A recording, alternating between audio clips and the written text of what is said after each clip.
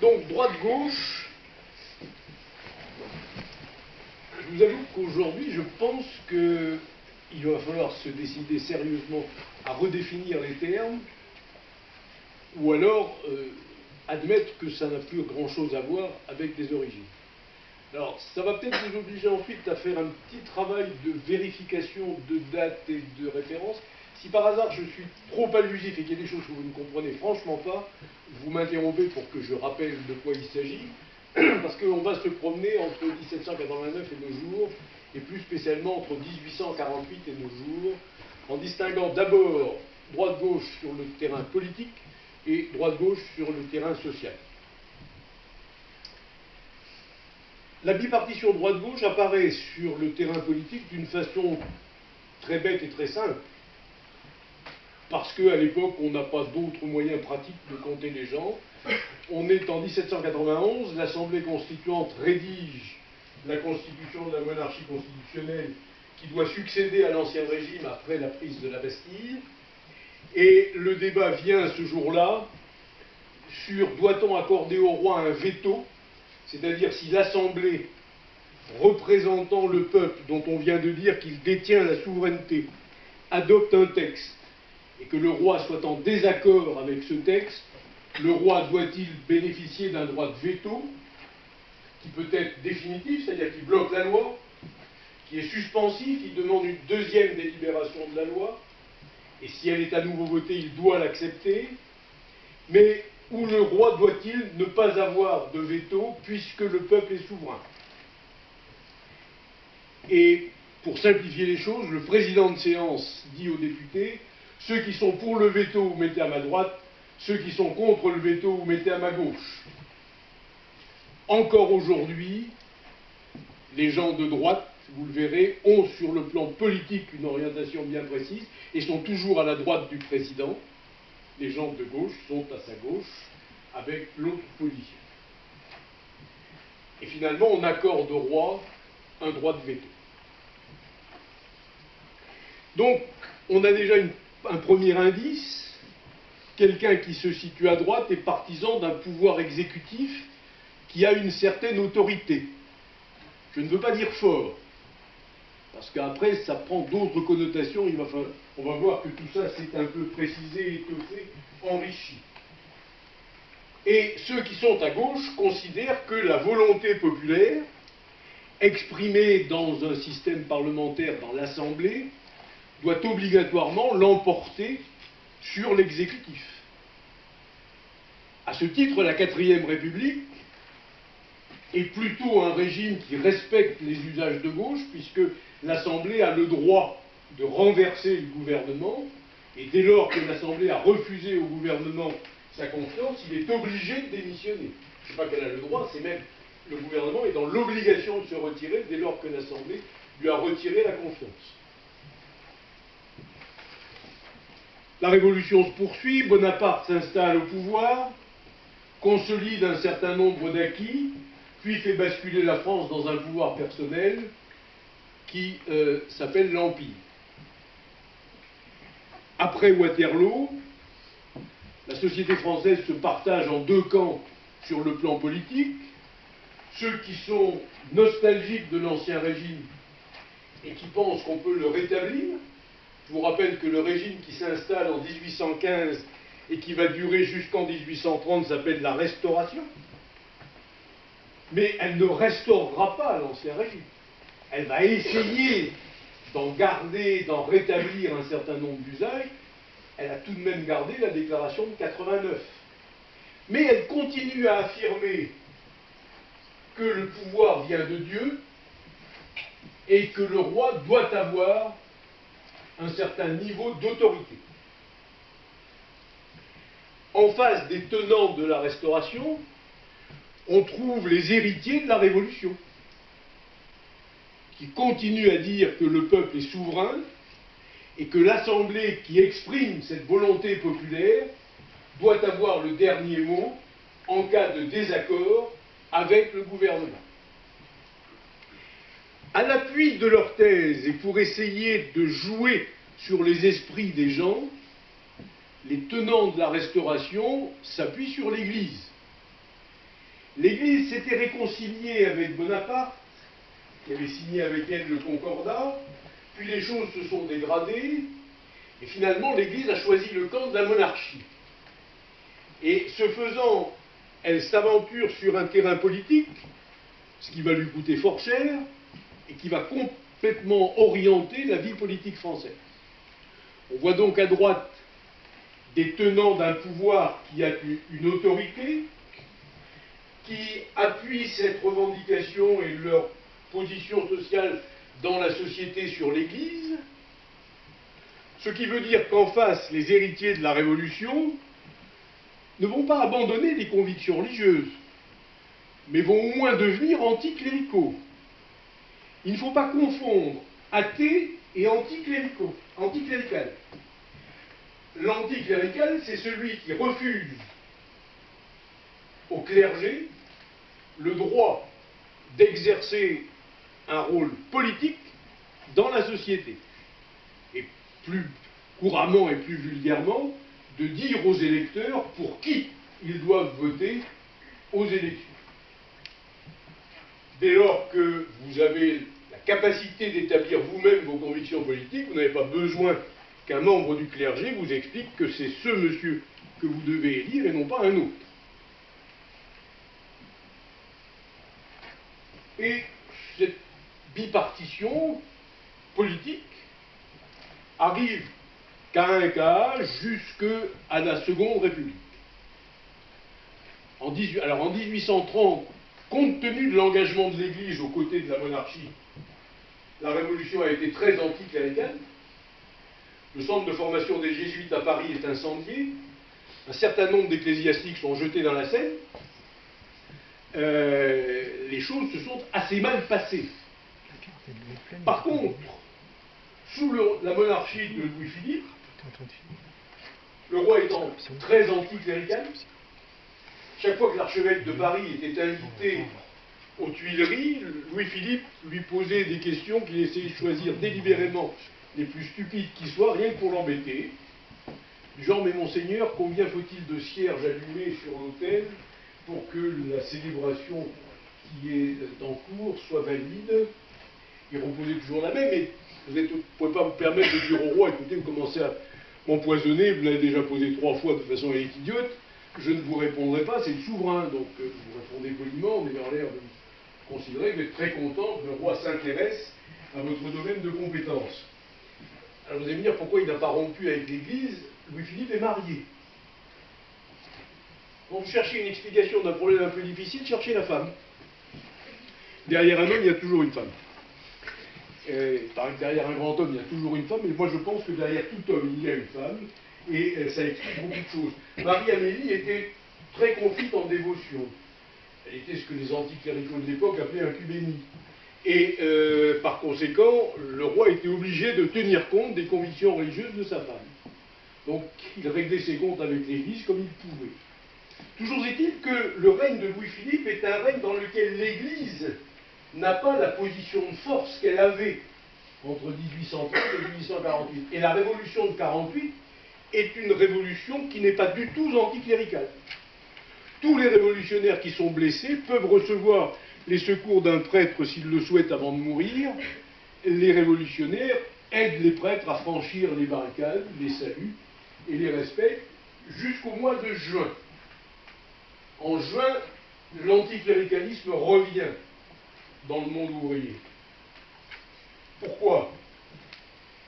En février, la Seconde République a décrété le droit au travail.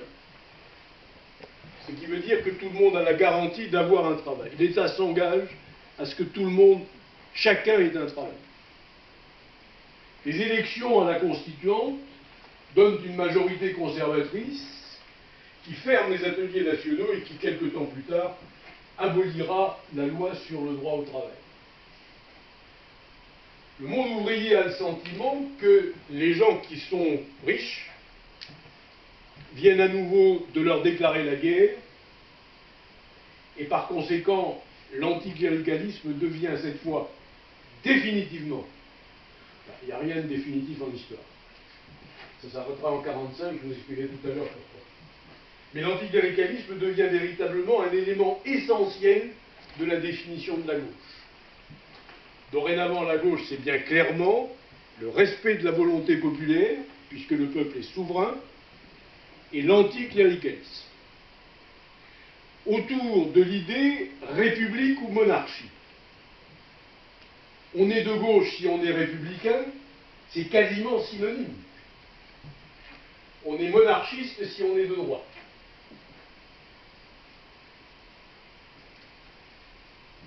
La Seconde République se termine en coup d'État du 2 décembre qui rétablit le Second Empire. Le Second Empire s'appuie sur l'Église, même si pendant quelques époques, il va prendre ses distances avec l'Église, mais il ne réussira pas à s'appuyer, comme Napoléon III le souhaitait, sur le monde ouvrier. Et donc en 70, quand l'Empire tombe, après la défaite devant la Prusse, se pose à nouveau le problème de savoir est-ce qu'on établit la République ou est-ce qu'on rétablit la monarchie. Les élections de février 71 sont des élections gagnées par les monarchistes parce que les monarchistes ont fait campagne sur l'idée qu'on arrête la guerre.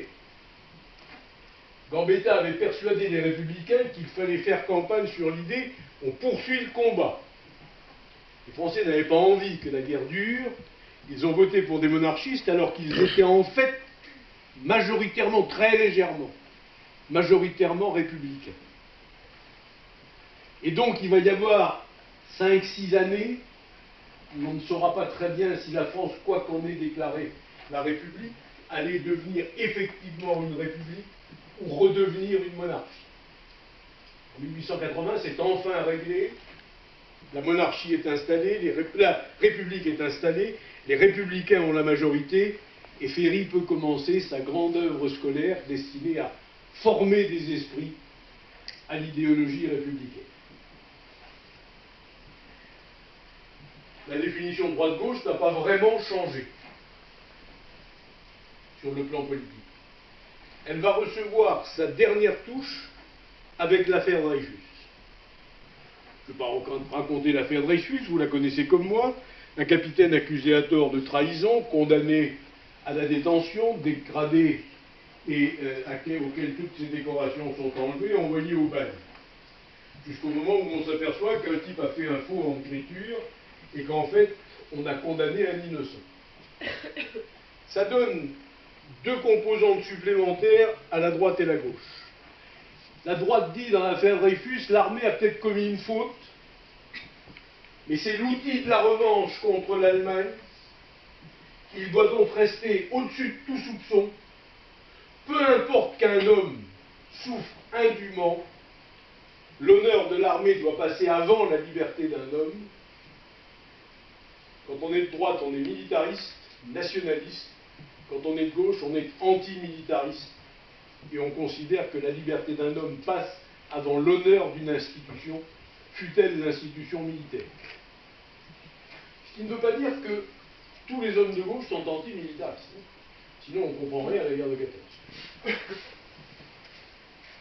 Être de gauche, c'est par conséquent défendre la liberté individuelle, fût-ce contre une institution aussi majeure que l'armée, et considérer qu'on ne plaisante pas avec la justice et la vérité. Et on va arriver comme ça à la guerre de 14, la droite souhaitant avoir un pouvoir exécutif solide. Alors, on peut dire fort, si vous voulez, à condition que vous ne mettiez pas derrière autoritaire. Être de droite, ça n'est pas forcément souhaiter la dictature. C'est avoir un gouvernement qui ait un poids et une autorité. La loi et l'ordre, si vous voulez reprendre le terme anglo-saxon. Être de gauche, c'est considérer que la meilleure façon d'avoir la loi et l'ordre, c'est le respect de la loi, de la souveraineté populaire. On y ajoutera plus tard, mais ça sera ma deuxième partie, la justice sociale. Et par conséquent, c'est privilégier davantage l'individu. Tout va se décraner avec la Seconde Guerre mondiale. Jusqu'à la Seconde Guerre mondiale, grosso modo, cette définition tient à peu près. Les hommes de gauche sont anticléricaux, c'est-à-dire que vous ne les verrez jamais dans une cérémonie religieuse. Le 11 novembre 1918, Clémenceau prévient ses ministres. L'Église va chanter un Te Deum à Notre-Dame pour célébrer la victoire. Le premier d'entre vous, dont j'apprends qu'il est au Te Deum, ne fait plus partie du gouvernement, je le considère comme démissionnaire. Il interdit à Poincaré, président de la République, d'assister au Te Deum au cas où il en aurait eu l'intention. Clémenceau est parfaitement obéi. Entre les deux guerres, les relations diplomatiques se rétablissent entre la République française et le Saint-Siège, mais globalement, les choses ne changent pas fondamentalement. La droite reste anticléricale, la gauche reste anticléricale, la droite, au contraire, est cléricale, et on reste sur ces valeurs. Ce qui, j'insiste, ne veut toujours pas dire que, à gauche, on ne pratique pas religieusement. La meilleure preuve, c'est l'exemple de la fille de Jaurès. La fille de Jaurès fait sa communion solennelle. Jean Jaurès a demandé à la section du Parti socialiste à laquelle il appartient, est-ce que, camarade, vous m'autorisez à faire sa communion solennelle à ma fille? On lui a dit, Jean, pas de problème. Simplement, tu fais attention, ça ne s'ébruite pas, c'est un événement privé, il n'est pas question que ça débouche sur la place publique. Ça n'a rien à voir avec le Parti socialiste. Ta fille fait sa communion, tu es le patron d'une force qui conteste le pouvoir politique de l'Église. Alors à l'époque, il y a moins de paparazzi, il n'y a pas de closer, il y a une presse qui n'est pas forcément beaucoup plus honnête que celle d'aujourd'hui, mais qui n'a pas les mêmes caractéristiques, il n'y a pas le côté people, donc personne ne sait que Madeleine Jaurès fait sa communion. Et par conséquent, Jaurès n'a pas d'ennui avec sa femme, puisque la gamine peut faire sa communion, et il continue d'être le patron d'une force politique qui prône l'anticléricalisme. Le problème, c'est que les choses changent avec la Seconde Guerre mondiale. Vous avez tous entendu parler de Témoignages chrétiens, qui est un journal qui apparaît, fondé par un jésuite pendant la Seconde Guerre mondiale et qui est fortement engagé dans la résistance. Témoignages chrétiens sera en pointe contre les pratiques de l'armée française en Algérie. Être surpris dans une caserne française au moment de la guerre d'Algérie avec Témoignages chrétiens, c'est infiniment plus grave que d'être surpris avec l'Humanité.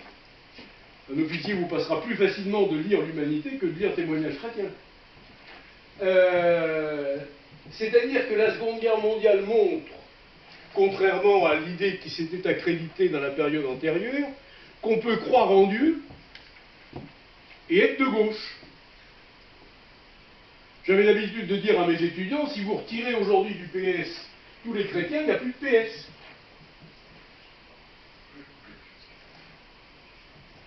Donc en 1945, au Te Deum de Notre-Dame, Charles de Gaulle est au premier rang, il est entouré de tous ses ministres, y compris ses ministres communistes. On ne distingue plus, pour reprendre le mot de Thorez, celui qui croyait en Dieu et celui qui n'y croyait pas. Enfin, dernier point, si on va jusqu'à aujourd'hui, je n'ai pas trop de temps, donc il faut que j'aille un peu vite. La gauche française est débordée par l'Église elle-même. L'actuel souverain pontife est infiniment plus à gauche que quasiment tous nos dirigeants de gauche, à de rarissimes exceptions près. Regardez le nombre d'ecclésiastiques qui ont déjà commencé à trouver que les sommes qu'on évoque pour la reconstruction de Notre-Dame vont probablement dépasser les besoins de la reconstruction de l'édifice, et que par conséquent, on pourrait peut-être en utiliser une partie pour secourir des gens qui n'ont pas brûlé comme Notre-Dame, mais se trouvent dans une situation matérielle particulièrement difficile. Donc les choses sont très brouillées. Oui, mais vous allez me dire, il reste l'autorité, le pouvoir fort. Ah bon? Vous avez, comme moi, je pense, entendu Manuel Valls, quand il était aux affaires, dire « je suis de gauche ». Qui a prêché pour le retrait de la citoyenneté française à des gens qui s'engageaient dans le combat djihadiste? Qui n'est pas une position de gauche, le retrait de la citoyenneté. c'est bien Manuel Valls. Ça a d'ailleurs fini par lui coûter sa carrière politique. S'il est allé aujourd'hui tenter l'aventure à Barcelone, c'est bien qu'il s'était un peu uriné sur le territoire national.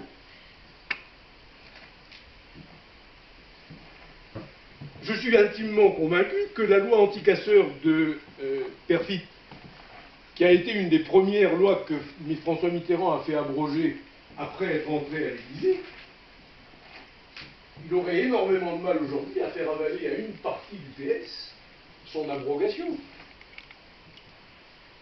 Elle a à peu près été reprise, pas dans l'intégralité des termes, le Conseil constitutionnel en a empêché quelques éléments, dans la dernière loi anti-casseurs qui a été prise pour essayer de conjurer le mouvement des Gilets jaunes.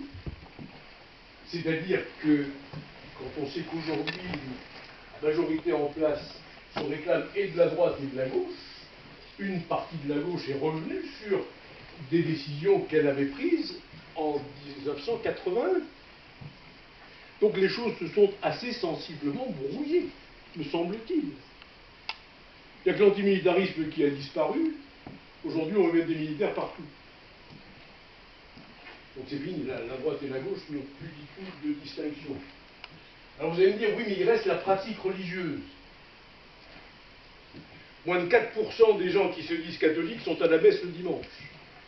Ça ne me paraît plus un critère véritablement déterminant. Donc qu'est-ce qui reste? L'argent. En général, les gens qui ont une certaine fortune étaient plutôt portés à voter à droite. Ça me paraît quand même un peu fragile comme argument. Car on peut aussi trouver des grandes fortunes de gauche. Ça existe. On en parle moins que sous le septennat de Mitterrand, mais ça existe. Oui, vous allez me dire, mais ça c'est normal, tout ça au fond c'est clarifié, il a fallu plus d'un siècle pour que la République et l'héritage de révolutionnaires s'imposent, il reste au moins la solidité du terrain social. Ah.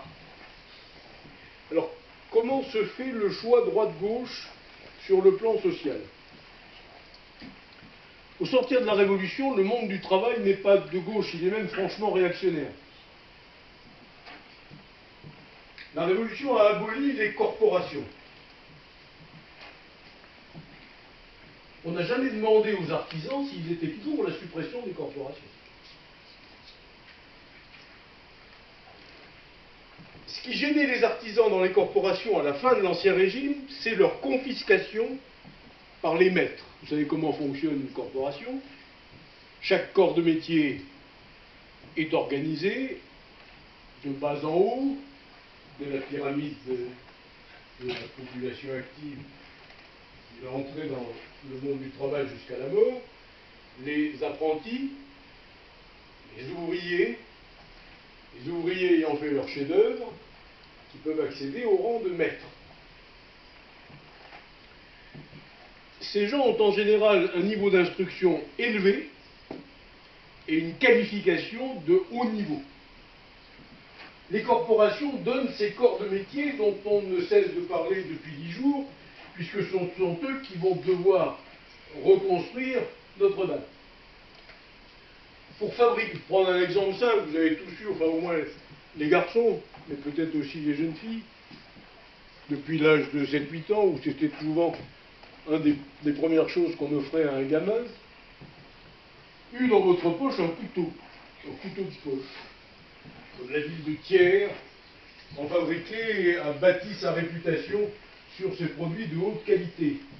Pour fabriquer un couteau de poche sous l'Ancien Régime, on fait intervenir 12 corps de métier. C'est-à-dire que le couteau de poche qu'on fabrique, c'est pas la saloperie fabriquée en Chine que vous achetez aujourd'hui, que vous utilisez 15 jours et que vous pouvez jeter. C'est un couteau que vous garderez toute votre vie.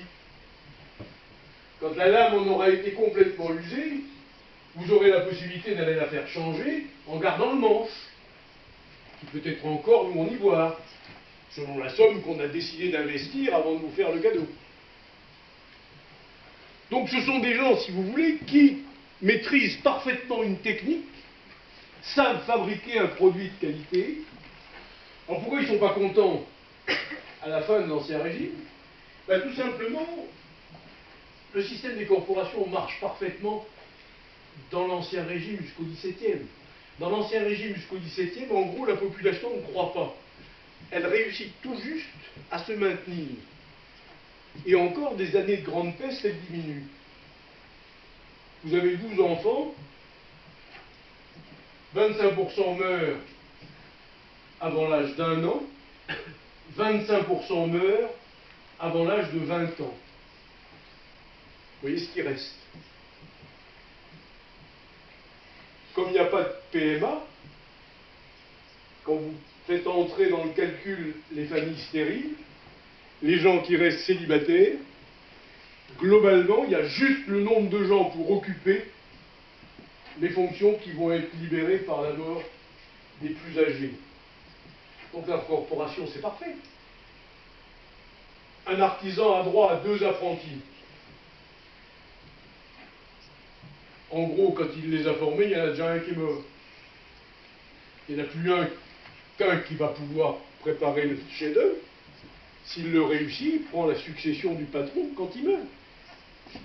Le drame du XVIIIe, c'est que les gens se mettent à vivre. Voilà que l'espérance de vie augmente et s'allonge. Vous êtes maître artisan, vous avez un fils. Vous avez quand même essayé de faire en sorte que la boutique lui revienne à lui, pas à un apprenti que vous avez pris moyennant finance pour le former. C'est l'engagement que vous avez pris en rentrant dans ce métier, mais ce n'est pas votre gamin. L'arrêté bien ordonné commence par soi-même. Moins d'être fâché avec son fils. Et derrière, il y a des problèmes d'intérêt. Vous n'êtes pas conscient de ces choses-là à votre âge. Quand vous arriverez au bien, vous verrez que c'est toujours autour de l'argent que les choses seraient. Il n'y a de guerre que de guerre civile, on ne se bat bien qu'en famille. Quand vous arrivez à mon âge et que vous commencez à régler les successions, là vous apercevez que c'est au couteau que ça se règle. Donc, à la fin de l'Ancien Régime, le système se bloque. Mais pendant très longtemps, jusqu'en 1848, les artisans rêvent de la restauration de l'Ancien Régime économique. Ils sont très attachés à leur âge. Ils sont très attachés à leur niveau de culture. Et quand ils voient les premières machines à vapeur obliger leurs filles, car ce sont les femmes qui ont commencé par être victimes de la révolution industrielle, une légende qu'il a fallu attendre votre génération pour que les femmes travaillent. Elles ont toujours bossé. Elles ont toujours été exploitées. Donc, quand les premières machines à vapeur obligent les jeunes femmes pour moins d'1 franc par jour à aller travailler dans des conditions extraordinairement pénibles pour fabriquer des cotonnades et des lainages qui sont la base de l'industrialisation de la France, là, dans le monde des corporations, on commence à s'inquiéter. Perte d'un savoir-faire, perte d'un certain niveau intellectuel, perte de compétences, exploitation économique, conditions extraordinairement pénibles à tous les points de vue. Le harcèlement sexuel au XIXe, et c'est autrement grave que celui d'aujourd'hui, ce qui ne veut pas dire que celui d'aujourd'hui n'est pas grave et pour autant tolérable. Il faut véritablement faire quelque chose. La révolution de 1948 donne l'impression aux ouvriers que la fibre sociale est plus importante chez les républicains. Les républicains vont peut-être pouvoir promouvoir une législation sociale. La preuve, en février, je vous le disais il y a un instant, ils ont décrété le droit au travail. Mais ils ont perdu les élections, et donc on a abrogé le droit au travail. Donc ça installe l'idée que c'est la gauche qui apportera une réponse aux difficultés économiques des gens qui sont obligés de travailler pour vivre. Le problème, je vous le disais, dans la partie politique, c'est que la République est menacée. Donc, chez les radicaux, qui sont constitués en gros de bourgeois, de notables, les rangs du parti radical, ce sont des médecins, des notaires, des gens qui aujourd'hui sont à droite, mais qui sous la Troisième République sont à gauche. N'ont pas spécialement envie de consacrer une partie de leur fortune à améliorer le sort de ceux qui souffrent. Et ils ont cette chance extraordinaire, c'est que comme la droite cléricale menace la République, à chaque fois que des forces politiques de gauche essaient de s'organiser, le Parti socialiste n'apparaîtra que relativement tard. Il apparaît dans le dernier tiers du XIXe siècle.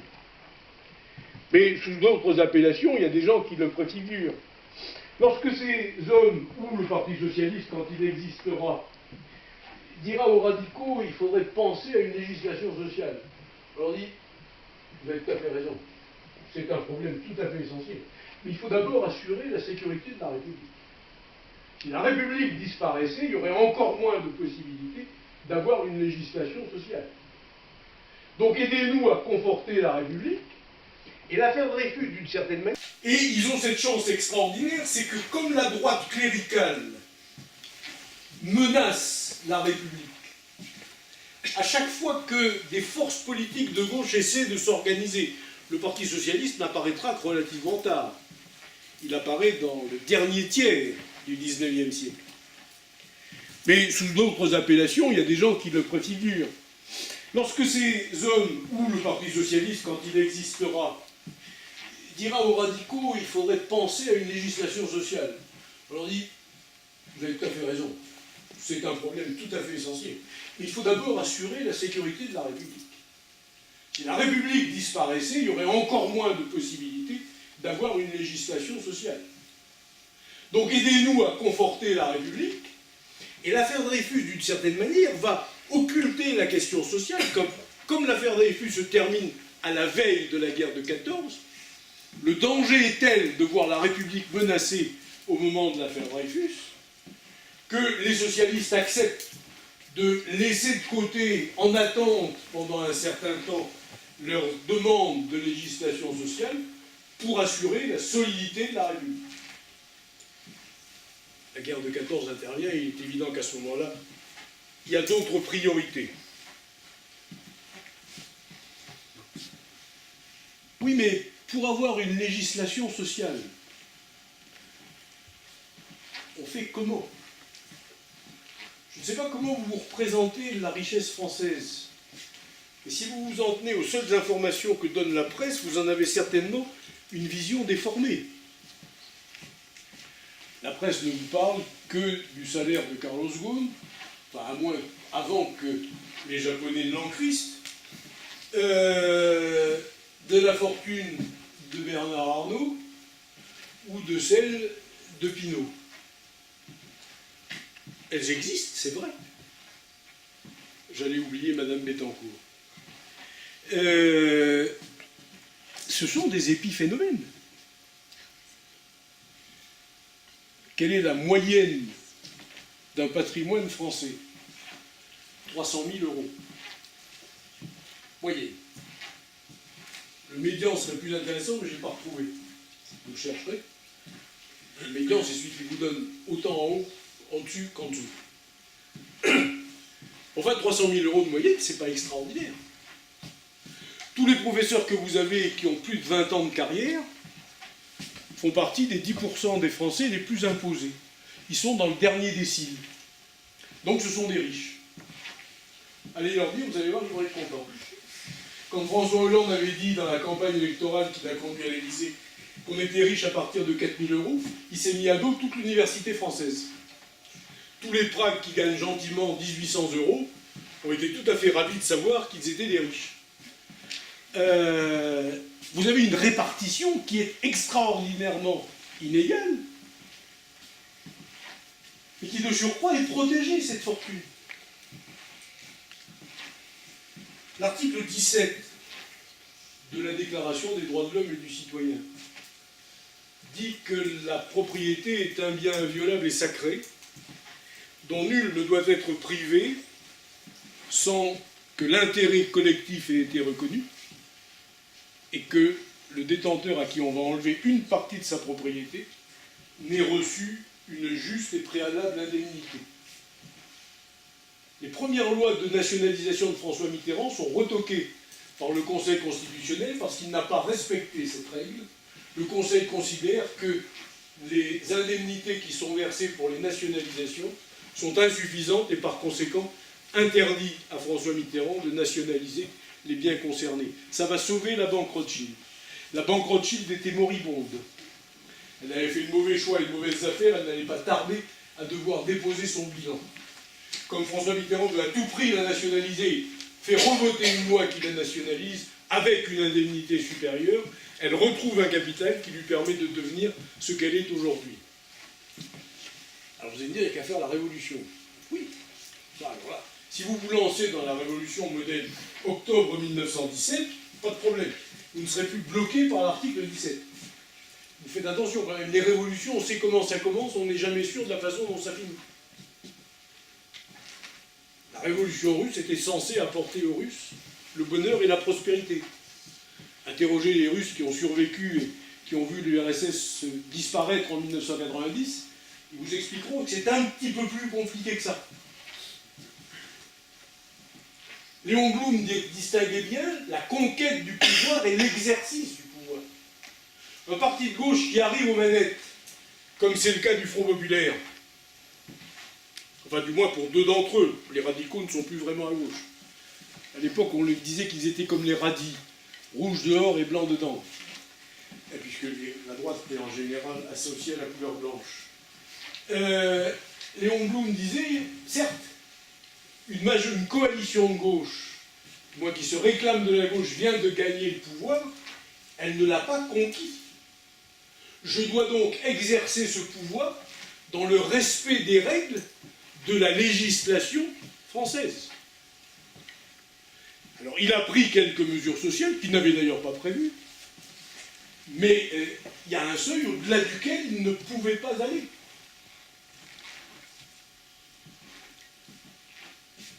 La Seconde Guerre mondiale ne change rigoureusement rien.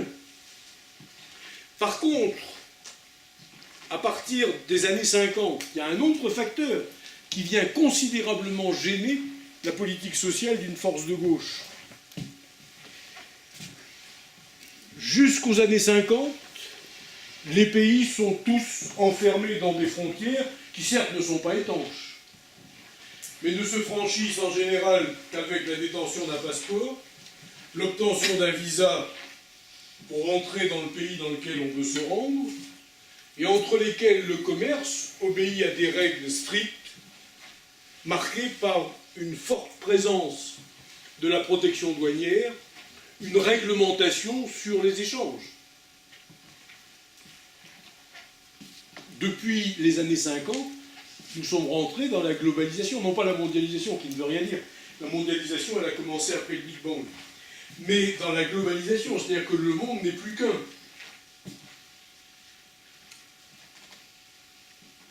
Si vous avez un gouvernement qui décrète une politique sociale extraordinairement généreuse et protectrice, que vont faire les capitaux? S'installer dans le pays d'à côté, délocaliser une partie de leur production dans d'autres pays où ils feront des profits plus importants, et il ne vous restera rigoureusement plus rien pour financer votre politique sociale. Alors vous allez me dire, mais comment font les pays scandinaves? Ben, précisément une chose que la France n'a jamais compris, ils ont des finances saines. Si vous avez des finances qui vous permettent de payer la politique sociale que vous mettez en place, même dans le monde globalisé, vous pouvez faire ce que vous voulez. Le drame de la France, c'est que depuis Philippe le Bel, tous nos gouvernements ont considéré que la monnaie est quelque chose d'infiniment divisable. Et je ne vous raconte pas les difficultés qu'il va falloir régler dans les années qui viennent, avec la façon dont est en train de se tirer d'affaire le gouvernement dans le mouvement des Gilets jaunes.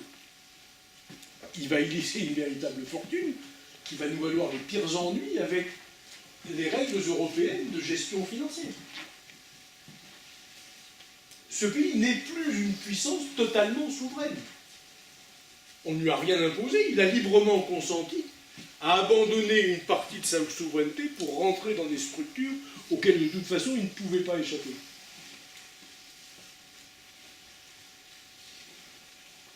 Alors, comment sentir les forces de gauche? Si vous êtes des observateurs attentifs, tous ceux d'entre vous qui ont dit que vous vous classiez à droite ou à gauche, Ça ne nous a probablement pas échappé, on le voit très nettement depuis une bonne vingtaine d'années, mais ça se voyait très clairement sous le quinquennat de François Hollande.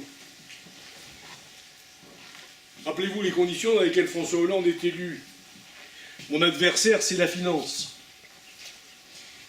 À gauche, on s'est dit, ah, enfin. Un type qui sait de quoi il parle, il a compris qu'il y a des gens qui souffrent, il va apporter une solution à leur souffrance. Il n'était pas malhonnête et il a essayé de le faire. La taxation à 75%. Quand on se demandait à un moment si même les footballeurs devaient être soumis, uniquement les footballeurs, pas les footballeurs, enfin bon. Tout tournait autour du ballon. Retoqué par le Conseil constitutionnel, portant atteinte à l'équité de la taxation. Vous n'avez pas le droit de cibler un groupe et de lui imposer une fiscalité auquel le reste n'est pas soumis. Ou vous renversez la table ou vous vous inclinez. Quand vous êtes président de la République, vous vous inclinez. On ne renverserait pas la table, on ne vous a pas mis là pour faire la révolution. Et puis très vite, il s'est heurté à d'autres difficultés qui ont fait prendre conscience à ces gouvernements qu'il y avait des décisions qu'on ne pourrait pas prendre. Alors qu'est-ce qu'ils ont fait? Eh bien, on est passé des problèmes sociaux aux problèmes sociétaux. On s'est dit, on va quand même montrer qu'on veut réformer et qu'on va faire bouger cette société, on va essayer de trouver des réformes qui ne coûtent pas un sou. Alors on a fait adopter la loi sur le mariage pour tous. Le problème, c'est que ça ne concerne pas tout le monde et pas forcément les plus pauvres. Et ça a créé un deuxième clivage. On s'est aperçu que même chez certains pauvres, en particulier dans la population issue de l'immigration maghrébine, il y avait des gens qui étaient plus conservateurs que même des Gaulois riches ou pauvres. Et dans les manifestations contre cette loi, vous trouviez une partie de gens qui, normalement, attendaient du quinquennat la résolution de certains de leurs problèmes matériels. Donc ça n'a satisfait personne. Ça a ouvert un nouveau front. Alors vous allez me dire, qu'est-ce qu'on fait? J'en sais rien. Moi, j'ai pas de solution. Je voulais simplement vous montrer que c'est extraordinairement compliqué de prétendre, surtout quand on l'a laissé s'accumuler pendant des années. Les pays scandinaves ont régulièrement mis les choses en place et au point, avec des moments, si vous voulez, relativement longs de préparation. La réforme des retraites dans les pays scandinaves, elle a été préparée pendant 12 ans. Enfin, sur ce clivage droite-gauche vient se rajouter une autre difficulté qui, là, est, me semble-t-il, spécifiquement française. Quand les partis socialistes se sont, sur le terrain social, quand les partis socialistes se sont fondés au XIXe siècle, après l'échec de la Révolution de 1948, qui avait été marqué et qui s'était déroulé sous l'égide de ce qu'on appelle le socialisme utopique. Vous qui vivez en Picardie, enfin c'est assez loin d'Amiens, mais c'est encore accessible. Si vous ne l'avez encore jamais visité, allez voir le familistère de Guise, ou de Guise, selon la prononciation que vous choisissez. Vous y verrez un exemple de ce socialisme utopique. Alors pourquoi utopique? Utopique parce qu'il partait d'une construction intellectuelle a priori. Un des théoriciens se proposait même de fabriquer de la limonade avec l'eau de mer. Et il donnait simplement une indication pratique, il fallait s'emparer de l'État, d'où le souhait des ouvriers de voir l'État passer aux mains de républicains, puisqu'ils pensaient que des mains républicaines seraient sensibles à leurs difficultés, et qu'ensuite l'État se débrouillerait tout seul. Ce socialisme utopique se fracasse dès juin 1848, et pendant tout le Second Empire, le monde ouvrier cherche une autre référence, une autre doctrine pour essayer de se construire. Et c'est là qu'intervient le marxisme. Marxisme dont je tiens à vous rappeler d'abord que le barbu n'a pas dit que des âneries, et que la doctrine n'est pas totalement dépassée. La théorie de la plus-value et sa confiscation me paraît parfaitement valide, et par conséquent, on ne peut pas comme ça écarter la réflexion de Marx en disant « on a vu ce que ça a donné, ça n'a plus aucun intérêt ».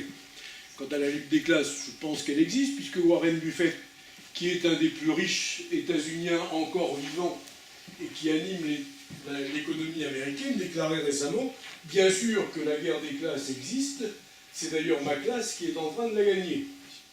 Je ne peux pas être plus clair. Pourquoi le marxisme séduit-il autant le monde ouvrier? Pourquoi l'a-t-on qualifié de socialisme scientifique?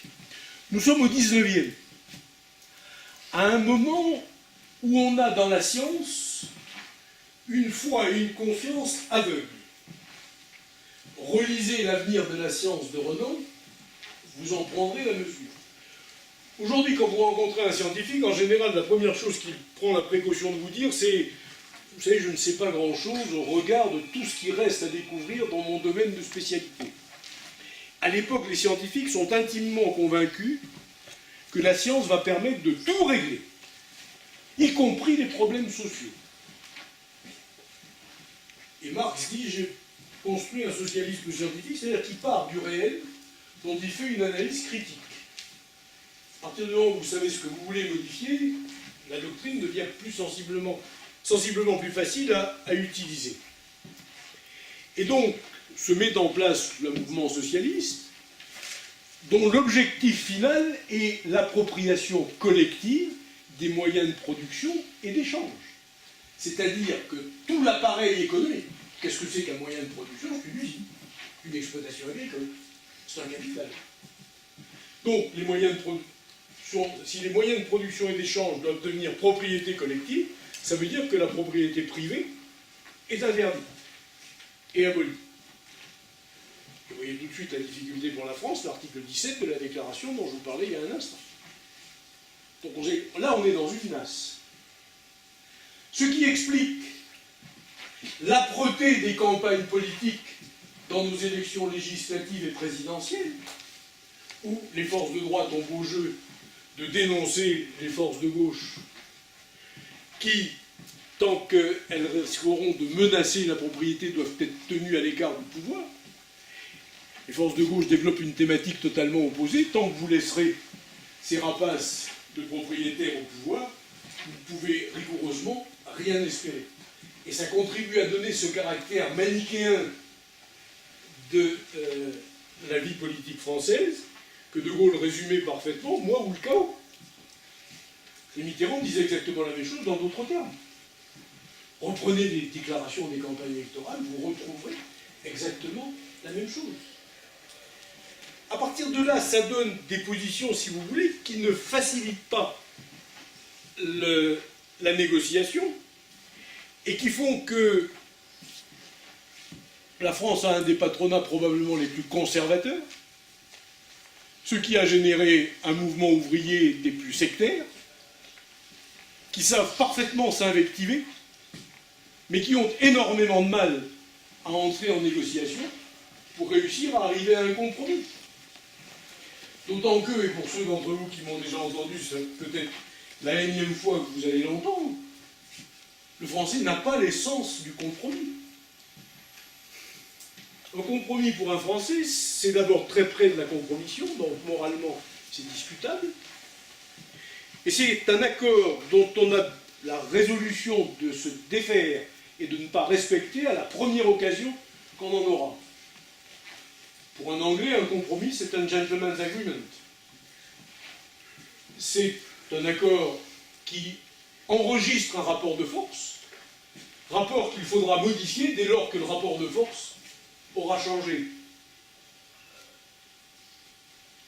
Alors vous allez me dire, mais comment, et je terminerai là-dessus, comment les autres pays ont-ils fait pour avoir des vies politiques plus apaisées, des législations sociales parfois très en avance sur celles de la France? Comment ça s'est fait? Tout simplement parce qu'ils n'ont pas les mêmes blocages que le cas français. Législation sociale allemande. La législation sociale allemande, c'est absolument extraordinaire.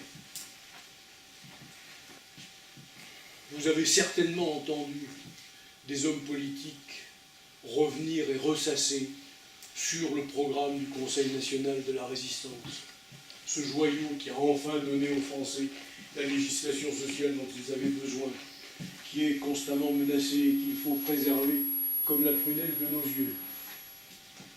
1945. Figurez-vous que le contenu du programme social du Conseil national de la résistance, les Allemands en jouissent depuis 1883. Je dis bien 1883. Alors, de deux choses l'une. Ou vous êtes intoxiqué par le fait qu'on revienne toujours sur le modèle allemand et vous êtes persuadé que les Allemands sont plus intelligents que nous, ou c'est qu'il y a alors quelque chose d'un petit peu plus compliqué. Alors je ne dis pas que les Allemands sont idiots. Certains sont probablement plus intelligents que quelques Français, mais ils n'ont certainement pas le monopole de l'intelligence. D'où vient cette différence? Il est d'inspiration catholique. C'est bien la preuve que l'Église catholique n'est pas un obstacle à une législation sociale. L'encyclique Rerum Novarum de Léon XIII et le socialisme de la chair, avec un nœud, développé par l'archevêque de Mayence, est à l'origine, c'est l'inspiration, c'est la base intellectuelle de cette législation allemande. Donc l'Église n'est pas opposée à une législation sociale. Alors pourquoi les catholiques allemands ont-ils été mieux entendus que les autres? Les catholiques allemands n'étaient pas un obstacle au régime politique de la Prusse. Ou plus exactement, Bismarck craignait qu'il ne le soit. Il a donc décidé de leur prendre leur programme social pour l'appliquer et faire en sorte qu'ils ne puissent plus en faire un argument politique. Mais nous, l'Église de France ne peut pas obtenir ça, puisqu'elle est prisonnière, pieds et poings liés, des aristocrates ou de ce qu'il en reste, après la Révolution française, qui, voulant à tout prix rétablir la monarchie, menacent les évêques, ou vous soutenez les monarchistes, ou on vous coupe les fonds de vos pèlerinages, de vos patronages et de toutes vos œuvres. Les évêques savent compter, hein. Donc ils continuent à soutenir les monarchistes. Deuxième manœuvre de Bismarck. Lui, ce qu'il redoute, ce n'est pas l'Église, ce sont les socialistes. Et il dit aux patrons allemands, ça ne va pas vous faire plaisir, il va falloir que vous payiez. Mais je ne veux pas risquer d'être empoisonné par un parti socialiste qui en Allemagne est déjà extraordinairement puissant. Je veux faire en sorte que les socialistes me fichent la paix et ne développent pas d'agitation sociale. Voilà donc la législation sociale que je vais faire voter par le Reichstag. Vous l'appliquez, vous payez, sinon vous aurez affaire à moi. Les patrons allemands ont payé. Devant une situation de force, un patron paye. 36, ils ont payé. 68, le SMIC a tout de même été majoré de 20%. Mais il fallait remettre la France au travail. Donc, l'Allemagne a là une avance absolument extraordinaire. Les Anglais l'ont obtenue par la négociation. Enfin, dernier élément qui explique les excellentes relations sociales entre syndicats et patronat allemand. Enfin, quand je dis excellentes, il y a des moments de tension. Et globalement, ils sont capables d'arriver à un accord. Tout le monde est bien d'accord pour dire que la situation économique de l'Allemagne aujourd'hui, c'est le résultat des réformes de Schröder, lesquelles ont été faites en négociation avec les syndicats et ont permis à l'Allemagne de surmonter un certain nombre de difficultés. Il va falloir qu'elle recommence, car la vie est une perpétuelle adaptation. Et c'est la puissance des syndicats allemands, plus le fait qu'ils aient perdu la Seconde Guerre mondiale. Ça aide. Les syndicats allemands enrégimentent quasiment la totalité, ou du moins une écrasante majorité, du monde du travail. La puissance syndicale française, si vous enlevez les syndicats de la fonction publique, vous êtes toujours au-dessous d'une valeur à 2 chiffres. Il va y avoir 6% des salariés du secteur privé qui sont syndiqués en France. Qu'est-ce que vous voulez négocier avec une institution qui représente 6% des gens? Vous êtes sous la menace constante au lendemain de la signature de l'accord d'une coordination spontanée qui apparaît en disant cet accord, j'en ai rien à foutre, excusez l'expression, je m'assieds dessus et je continue la grève. Quand un syndicat dit au patronat allemand, je signe et vous êtes tranquille pour 3 ans, le patron sait que pendant 3 ans, le syndicat respectera l'accord et ne demandera rien d'autre. Aux États-Unis, c'est exactement pareil, avant que les réformes de Reagan n'endommagent un peu l'édifice. Mais jusqu'aux réformes de Reagan, un syndicat états-unien a été capable de mobiliser en bourse jusqu'à 4 milliards de dollars pour payer les ouvriers qui se mettraient en grève, jusqu'à ce que le patronat plie les pouces et accepte d'accorder l'augmentation qu'on demandait. Quand un syndicat français lance une opération de grève, la première chose qu'il annonce, c'est qu'il n'a pas un sou en caisse et que par conséquent, il ne pourra accorder que de très menus subsides aux ouvriers qui se mettront en grève. Nous n'avons pas été capables de construire, peut-être qu'un jour nous en serons pourvus, un outil qui permette véritablement de parler d'égal à égal. Même les Anglais ont pu se trouver dans des situations conflictuelles. Je me souviens à l'époque où j'avais votre âge, enfin un tout petit peu plus, je venais de commencer mes études supérieures. Churchill a prétendu refuser aux ouvriers des ports l'augmentation qu'ils demandaient. Ils ont mobilisé 200 millions de livres sterling qu'ils avaient placés en banque, en bourse du moins. Ils ont fait immédiatement convertir en argent liquide et ils ont prévenu Churchill. Si vous ne cédez pas, on bloque les ports anglais pendant 3 mois. Réfléchissez, vous avez 24 heures pour donner la réponse. Churchill a fait un calcul simple.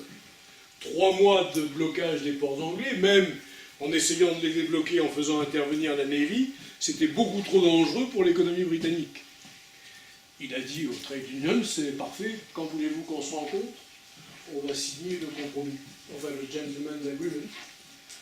Les syndicats ont remis leurs sous en bourse, ont obtenu leur augmentation, et par conséquent ont continué le travail.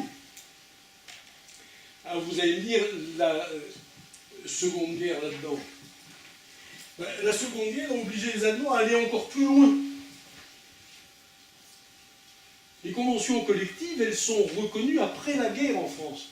En Allemagne, elles existent depuis Bismarck.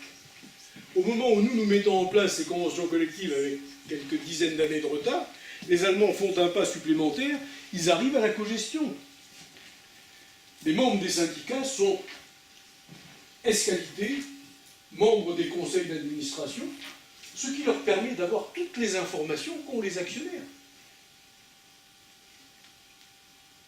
Quand un directeur envisage de déplacer une usine ou de modifier un certain nombre d'orientations, les syndicats en sont informés en même temps que les détenteurs du capital. Quand ils posent des questions, on doit leur donner les réponses. Et par conséquent, ils sont en mesure de préparer une stratégie. Alors ça, c'est une exigence des Alliés. Comme nous avons gagné la guerre, les Alliés nous ont laissé réorganiser notre vie sociale comme nous entendions le faire. Peut-être qu'un jour, nous déciderons à donner à des syndicats qui seront en mesure vraiment de prouver qu'ils représentent le monde du travail, une place qui leur permettra de négocier un certain nombre de choses. Donc quand vous regardez, si on fait le bilan de ce rapide tour d'horizon que je viens de faire, en vous montrant comment la droite et la gauche, c'était aujourd'hui où on en est sur le plan politique, j'espère que je vous ai montré que c'était confondu. Ben aujourd'hui, sur le plan social, on ne sait plus très bien qui est de droite et qui est de gauche. Regardez toutes les mesures sociales qu'a décidé Nicolas Sarkozy, qui n'a pas la réputation d'être un homme de gauche, et qui, pendant sa campagne électorale, avait fait intervenir Denis Kessler, qui expliquait qu'il fallait abolir le programme du Conseil national de la résistance. C'est lui qui augmente le RMI créé par Michel Rocard, qui fait mettre en place une extension du RSA. Donc voilà une mesure sociale qui est décidée par un homme de droite. Tous ses adversaires ont toujours veillé à souligner qu'il y avait eu plus de privatisation réalisée par Lionel Jospin, à qui vous feriez beaucoup de peine si vous alliez lui expliquer qu'il est un homme de droite, alors qu'il était Premier ministre de gauche. Il me semble que derrière ça, mais c'est une hypothèse personnelle, je ne peux pas en faire la démonstration, je pense qu'il y a une conception de l'existence qui est, je ne dirais pas propre aux Français, mais qui est particulièrement forte dans la société française, qui tient peut-être à notre vieil héritage paysan, en remontant à 3 générations au maximum, tous ici, nous sommes issus d'une famille paysanne, à de rares exceptions près, mais en remontant encore un peu plus loin, de toute façon, on trouvera forcément un paysan. Et en plus, cette idée qui me paraît assez typiquement française, de s'imaginer que les choses sont acquises pour l'éternité. L'Anglais est intimement convaincu dès sa naissance que la vie est a struggle for life, que le monde est divisé en 2 groupes, them and us. Them, c'est ceux qui ont des sous, us, c'est ceux qui n'en ont pas, ou à moins que vous soyez dans le camp d'en face. Them, à ce moment-là, c'est ceux qui sont pauvres, et us, c'est ceux qui ont le capital. Que puisque la vie est un struggle for life, il va falloir défendre ses intérêts, arriver à ces gentlemen's agreement, et que de toute façon, le monde étant perpétuellement en changement, il faut constamment s'adapter. Et j'en vois personnellement, je terminerai là-dessus, une transcription particulièrement forte dans cette espèce de conservatisme acharné qui devient franchement excessif à mes yeux, que vous avez le droit de voir les choses autrement, autour de la conservation architecturale. Aujourd'hui, dès lors qu'on peut prouver qu'un escalier a vu l'ombre d'un soulier de Napoléon III,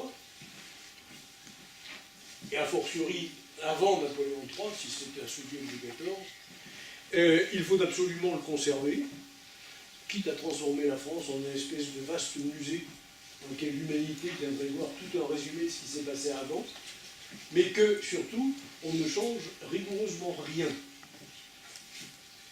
Le monde change, et il me semble qu'il faut essayer de faire en sorte que les adaptations se fassent au bénéfice de tous.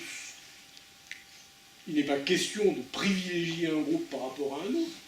On briserait une harmonie sociale dont la France ne peut pas se passer, à condition tout de même d'accepter de changer.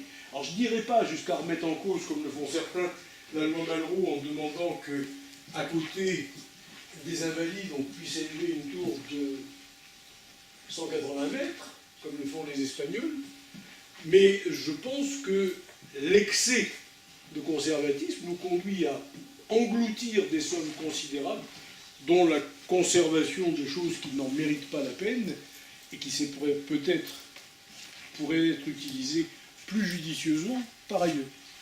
Alors, je ne sais pas si je vous ai aidé à vous resituer à droite ou à gauche. J'espère que je n'ai pas été trop général quand j'en vois un certain nombre qui m'ont l'air bien accablés. Je ne sais pas si vous avez tous réussi à suivre, mais s'il y a des choses que vous n'avez pas saisies, je ne demande pas mieux que de vous les expliquer, car j'ai parfaitement conscience que là, j'ai circulé sur un siècle et demi en partant du principe que globalement, vous connaissiez les événements. J'espère que je n'ai pas fait un calcul erroné. Merci de votre attention.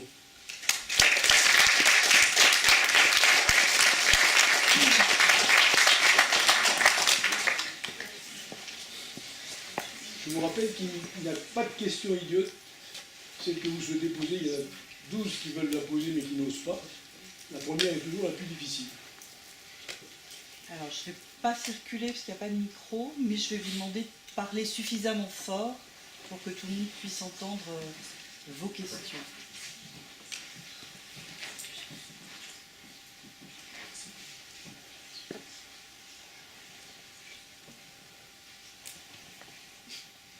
Il y a peut-être des précisions sur tel ou tel point, des choses... Oui.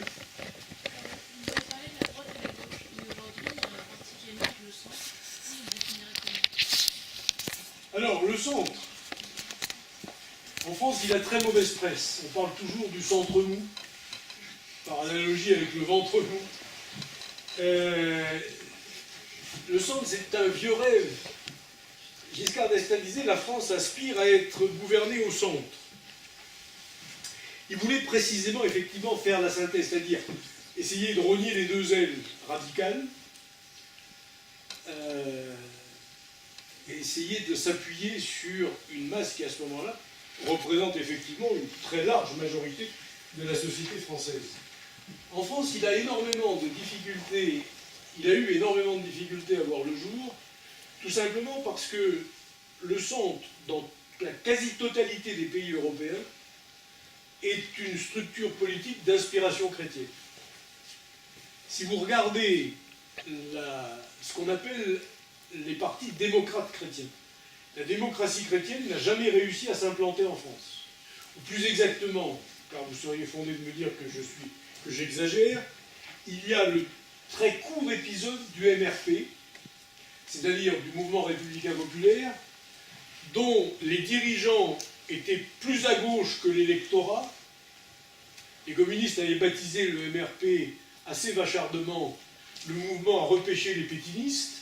C'était pas totalement faux. Il y avait une partie des électeurs de droite qui, ne sachant plus pour qui voter après les compromissions des forces politiques de droite entre 40 et 45, se disaient, bon, on va voter pour le MRP, c'est un pis-aller. Mais il y avait aussi des gens qui avaient, dans la mesure où cette démocratie chrétienne cherchait à rassembler les chrétiens de droite et les chrétiens de gauche qui faisaient passer la doctrine sociale de l'Église avant le conservatisme des autres cléricaux. Mais dans un pays qui était profondément marqué par la césure droite-gauche, car quand je dis que tout disparaît avec l'Église avec la Seconde Guerre mondiale, il y a une survivance qui n'a pas complètement disparu. C'est la querelle scolaire. L'idée que l'Église est anti-républicaine et pro-monarchiste va survivre dans la querelle scolaire.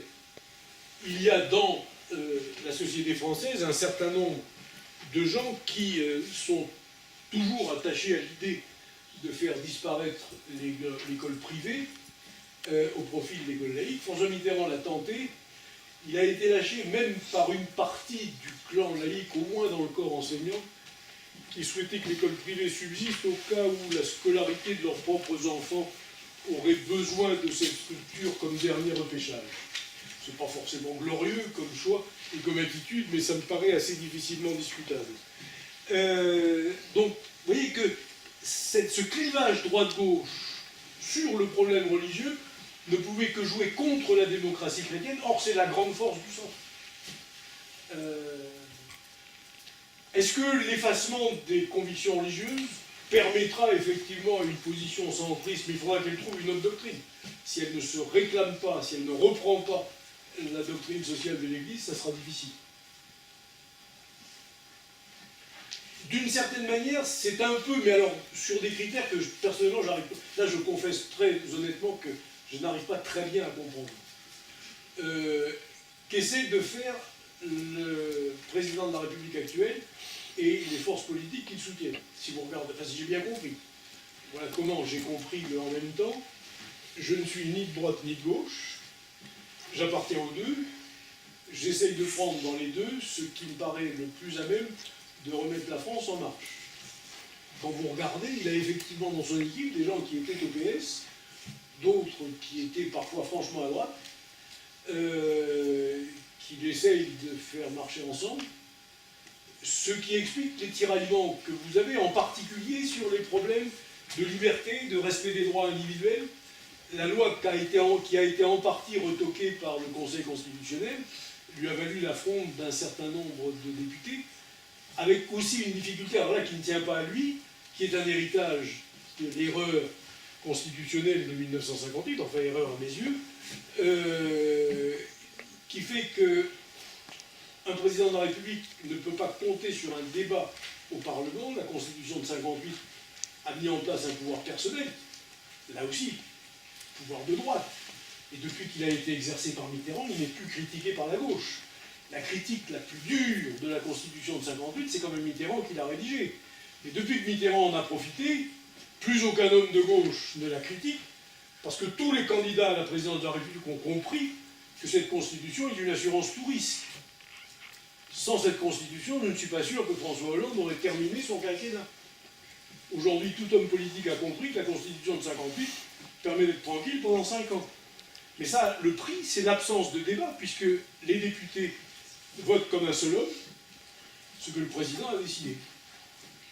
Or, précisément, dans La République En Marche, on a vu des velléités de relancer le débat parlementaire, il y en a qui se sont fait quand même sèchement rappeler à l'ordre. Tout président a ses godillots. On avait longtemps cru que c'était un monopole gaulliste. On s'est aperçu que Mitterrand avait les siens. Vous ne l'avez pas connu puisque vous n'étiez probablement pas né. Quand Mitterrand a fait amnistier les généraux qui avaient putché contre De Gaulle, Pierre Joxe, qui est un authentique républicain et un véritable homme de gauche, Pierre Joxe s'était juré qu'il ne mettrait jamais les pieds en Espagne tant que Franco vivrait. Il a tenu son engagement. A dit non, ça, ce texte-là, il n'est pas question qu'on le vote. Il présidait le groupe socialiste à l'Assemblée nationale, le groupe socialiste n'a pas voté le texte. 48 heures plus tard, Pierre Joxe était à l'Élysée, il se faisait, comme on dit vulgairement, sévèrement remonter les bretelles par le président de la République, qui lui a dit le texte revient devant l'Assemblée dans 2 jours. Et cette fois, vous allez le voter. La seule chose qu'a pu faire Pierre Joxe, ce jour-là, il n'était pas à l'Assemblée. Il était retenu par une affaire familiale qui l'éloignait de Paris, et les députés socialistes ont voté la réhabilitation des généraux putschistes. Ça, c'est un problème institutionnel.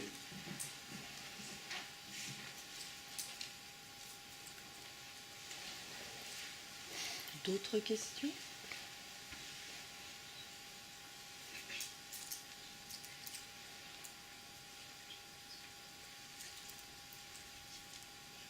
Ceux qui se sentaient de gauche, vous l'êtes toujours, ou vous avez, dans le doute, vous avez changé?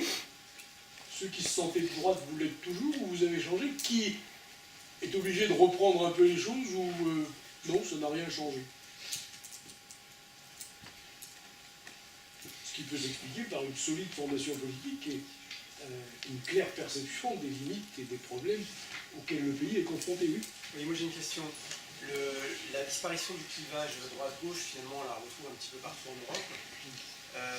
Et en parallèle, on a une montée des extrêmes. Est-ce que réenchanter le débat gauche-droite permettrait effectivement d'affaiblir ces forces extrémistes, selon vous? Alors réenchanter le débat gauche-droite, je ne crois pas, parce que je crois que dans la vie, il y a une chose qui n'existe pas, c'est la marche arrière. Vous avez tout à fait raison, cette confusion gauche-droite, on la retrouve partout. Si aujourd'hui les Anglais sont empêtrés dans le Brexit, qui contrairement à ce qu'on pense, n'était pas une idée stupide.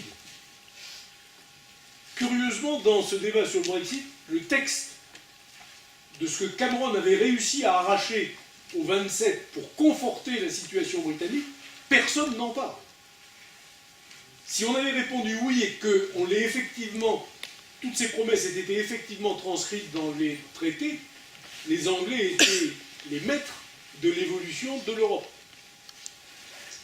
Mais, du fait que, comme d'habitude, dans un référendum, on ne répond jamais à la question posée, mais on règle ses comptes sur d'autres problèmes annexes, il me semble que le spectacle actuel montre bien que les Anglais ont une vie politique qui est fortement dégradée, et qu'à l'évidence, il va falloir faire le ménage et chez les Tories et chez les travaillistes, si l'on veut garder les deux partis, quitte à ce que d'autres partis surgissent, ou qu'on recompose la vie politique. Les Espagnols, à l'évidence, ont également un problème. On s'imaginait qu'après la mort de Franco, l'apparition de 2 grandes forces sur le modèle allemand, c'était bien la preuve que le modèle anglo-saxon s'imposait partout. C'est un petit peu plus compliqué que ça. Mais dès lors qu'on connaissait un peu l'histoire intérieure de l'Espagne, on savait très bien que le problème des régions était loin d'être réglé. On pourrait le faire pour beaucoup d'autres pays. Alors, je ne pense pas que ça soit, mais ça n'engage que moi, je ne pense pas que ça soit en réenchantant droite-gauche, parce que, au fond, il y a quelque chose qu'il ne faut jamais perdre de vue. Aujourd'hui, la législation des pays dépend de plus en plus de sources autres que nationales. Les pays restent souverains sur le choix de l'hymne national, le rythme de son exécution, le drapeau tricolore, enfin le drapeau qui est le symbole national, la disposition des parterres de fleurs et tout ce que vous voulez, mais en matière économique, c'est l'OMC. Ce sont les grands accords par les grands ensembles dans lesquels 80% de notre droit est européen. Les Anglais, si vraiment ils sortent, car rien n'est garanti, mais si vraiment ils sortent, ont 5 ans de boulot pour reconstruire leur droit. Toutes les règles européennes qu'ils vont vouloir abandonner, il va falloir les retraduire, si j'ose dire, les réécrire en droit national. Donc, en gros, sur les affaires économiques et financières, les frontières, ça ne veut plus dire grand-chose. On a souscrit tellement d'engagements internationaux. Alors, je sais bien, rien n'est irréversible en matière d'engagement. Mais on se met au banc des nations à ce moment-là. Tout le monde sait que rétablir la peine de mort en France, c'est impossible. On a souscrit un engagement international qui l'interdit.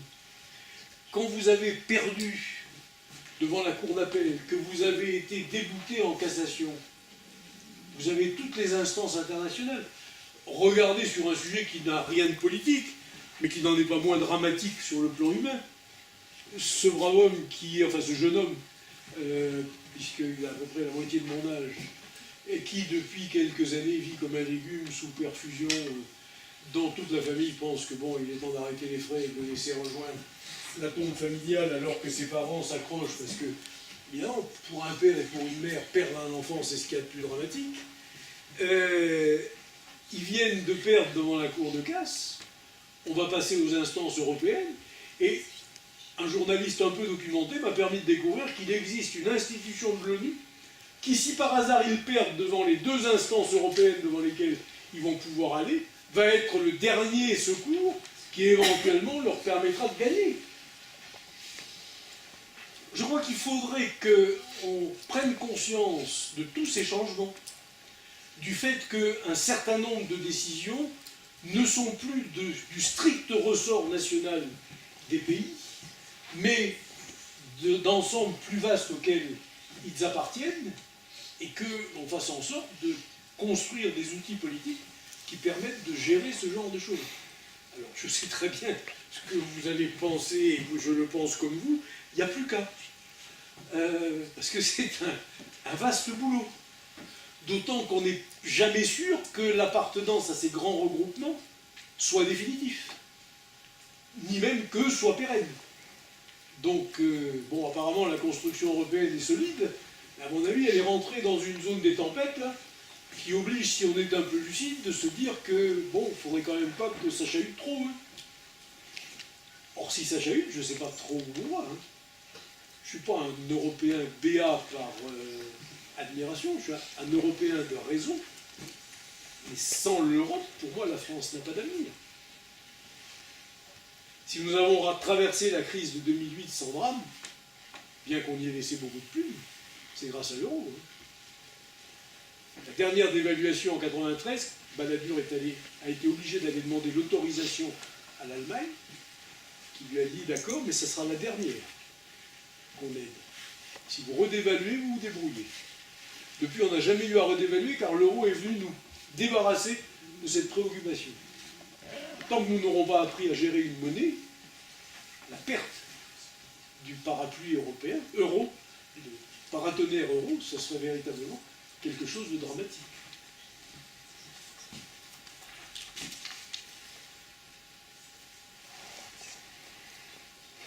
Il y a des questions qui vous sont venues ?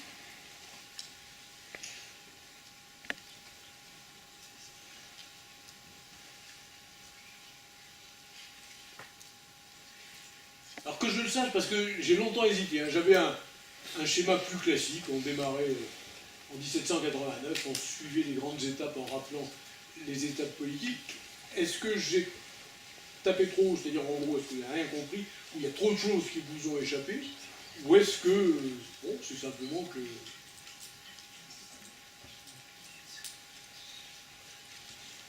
Eh bien c'est bien, politiquement, vous me paraissez structuré. Donc la France va être sauvée. Dès lors que vous allez avoir atteint l'âge du droit de vote, ce pays va enfin pouvoir compter sur des gens qui vont prendre les affaires à bras le corps. Non, mais je suis tout à fait sérieux. Moi, j'ai tout mon avenir derrière moi. Hein. La date de péremption, c'est pour bientôt. Oui.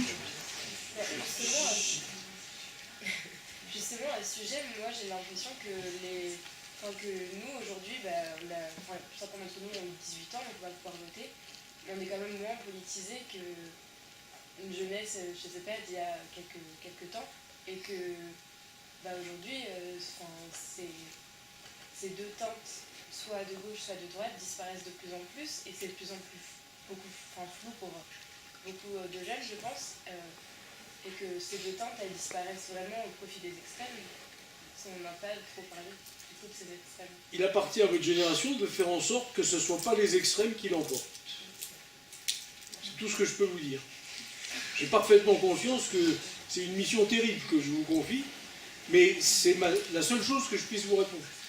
Il faut que vous fassiez preuve de curiosité, que vous essayiez de voir, mis à part les extrêmes, si vous ne voulez pas vous engager aux extrêmes, ce que je comprends parfaitement, quels sont les... Reprenons le vocabulaire économique. Quelle est l'offre politique que vous avez? Et puis que vous preniez conscience, alors ça ne va pas être simple pour votre génération, car les mutations sociales, en particulier le travail des femmes, contre lequel je ne sais absolument rien, et qui n'est pas quelque chose de récent, limite le temps d'engagement politique que les individus des deux sexes peuvent consacrer. Moi j'appartiens à une génération où globalement l'écrasante majorité des femmes chez les gens qui s'engageaient en politique ne travaillaient pas. On n'avait pas à se poser la question de savoir est-ce que c'est moi qui récupère les gosses ce soir, est-ce que c'est moi qui fais les courses, est-ce que c'est moi qui suis de cuisine. Il suffisait qu'on dise je rentrerai un peu plus tard, j'ai une réunion politique. Mais une fois que vous aurez vu l'offre, celle qui vous paraît convenable, que vous y fassiez l'investissement nécessaire, alors il paraît que vous avez toute cette aide de moi, qui moi m'échappe complètement, des réseaux sociaux, du numérique, il paraît. Non, mais c'est vrai. Honnêtement, j'aurais fait cette conférence il y a 18 mois et on se serait écouté, vous m'auriez dit, le jeune gars là qui se présente s'appelle Macron, vous pensez qu'il a une chance d'être élu? Je vous aurais répondu non. J'étais intimement convaincu que sans parti politique, on ne pouvait pas gagner une élection. Qu'on avait absolument besoin de ces militants dévoués qui mettent des tracts dans les boîtes aux lettres, qui parlent de vous en disant du bien au bistrot, qui vont faire du porte-à-porte et qui vous expliquent. Il m'a infligé un démenti cinglant. Par contre, ma thèse n'était pas complètement fausse. Je pense qu'une partie de ses difficultés aujourd'hui tient au fait qu'il n'a pas de parti structuré, qu'il n'a pas de troupe. Il est incapable de remplacer ses ministres quand il faudrait les remplacer, parce qu'il n'y a personne à mettre à la place du petit groupe qui l'a rejoint au départ. Ou alors, il y a probablement des candidats, mais des tocards qu'il vaut mieux ne pas nommer. Et il a énormément de mal à mailler le pays. Il n'a aucun encadrement, il est revenu vers les Verts. Et tout simplement parce que son idée était d'implanter son parti en ignorant les forces politiques qui sont implantées.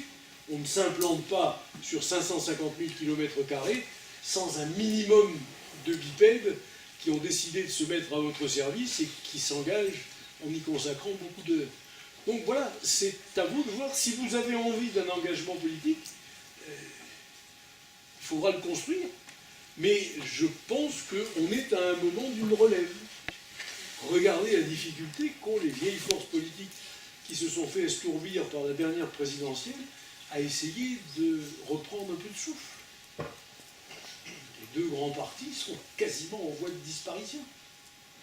C'est quand même quelque chose qui est le reflet de transformation en profondeur qu'il va bien falloir faire réapparaître dans des structures ou nouvelles ou au moins rénovées.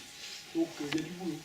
Si vous avez envie d'une action politique, je pense qu'il y a un boulevard qui s'ouvre. Il va d'abord falloir le débarrasser d'un certain nombre de choses qui l'encombrent.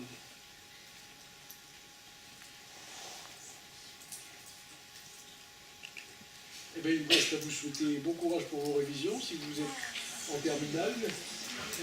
Sinon, réfléchissez bien à ce que vous avez envie de faire après.